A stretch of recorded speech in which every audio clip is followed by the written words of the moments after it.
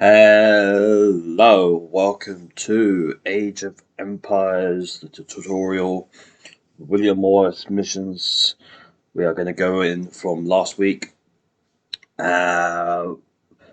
Feeding an army. I'm Honey Badger. I hope you enjoy. An army marches on its stomach, or so the old saying goes. My clansmen have been farming and tending sheep for hundreds of years, but gathering enough food to feed an army is a different matter entirely. Without a strong economy, the meager forces that we've cobbled together will collapse again.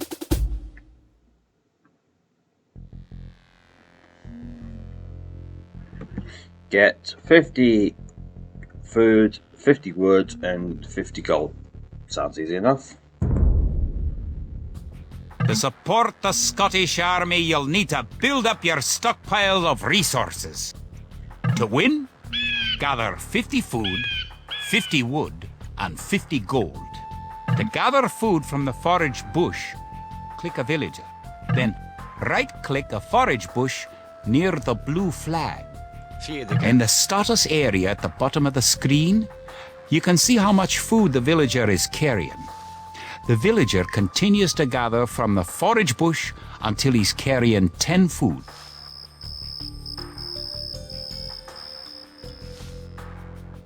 The villager will continue working for you, carrying the food to the town centre. There he goes. The amount of food you have is shown in the upper left corner of the screen. In addition to your food stockpile, you can see your current wood, gold, and stone stockpiles. The more villagers you have, the faster you can gather resources. Assign your new villagers to gather food. Kia, Good! You found some gold. Forgere, selgere, Kia, Fiedige. Now, here's a little trick. Well, a little helpful tool, I think, more than a trick. This thing here, I just clicked, it shows you,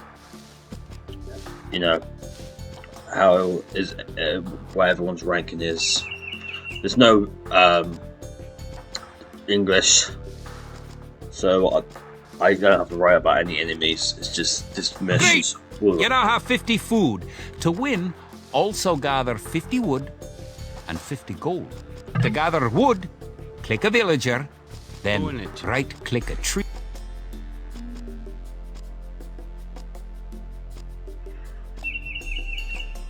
So all I have to do is just gather food, gold, and I win. I don't have to worry about any enemies. And this early in the game, you don't need to worry about. Just get your resources, and then straight off that gets defense up. Everyone will play differently, but in this early. If you haven't found any gold yet, search in the unexplored territory. Alright, we're gonna get these two chaps on the gold. Fear. Because he really wants me to get some gold.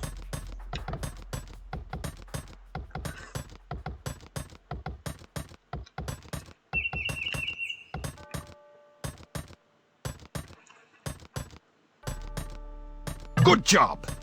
You now have enough wood. Bid fear.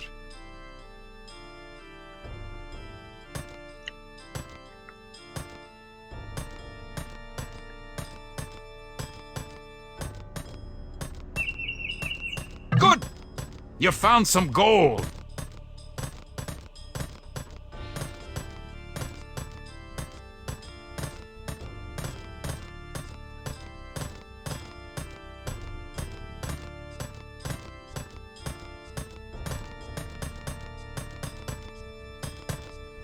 There we go.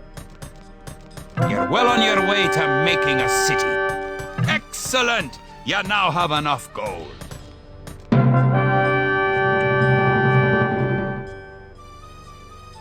And there we go. Anything else on the map? Just desert. So if we cut through those trees, we'd have just gone through the desert. There was a bit of water here. But yeah, not much. That was it. Alright. Let's quit the game and see what he says next. Oh, look. My ejection markers. That's cool, cool. So if you ever get, that was flashing it. If you ever get like confused where to go next, this should help.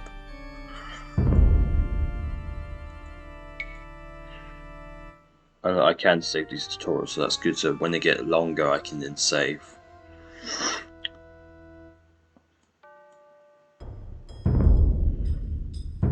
Edward Longshanks, for all his disrepute, has shown military tactics in Wales, England and France to be very effective, if not cruel and ruthless.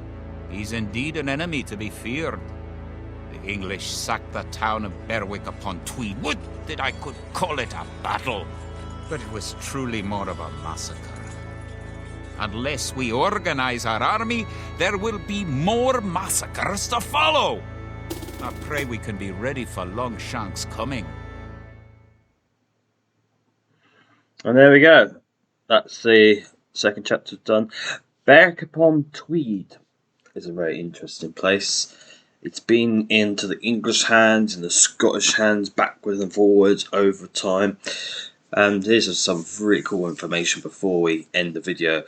During the Crimea War, when the English declared war on the Russians during the Crimean War, there was your war against England, Scotland, Wales, and Berwick-upon-Tweed, because they didn't know what was what.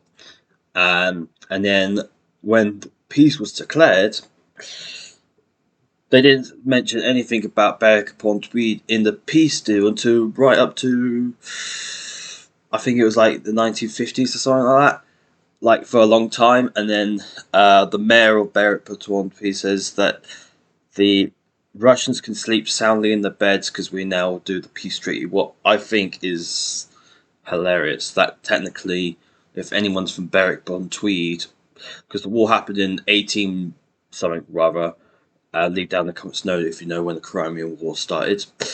And also when it ended, if you want. But you could literally still probably take a sword or a gun and slaughter a bunch of Russians because you're technically still at war.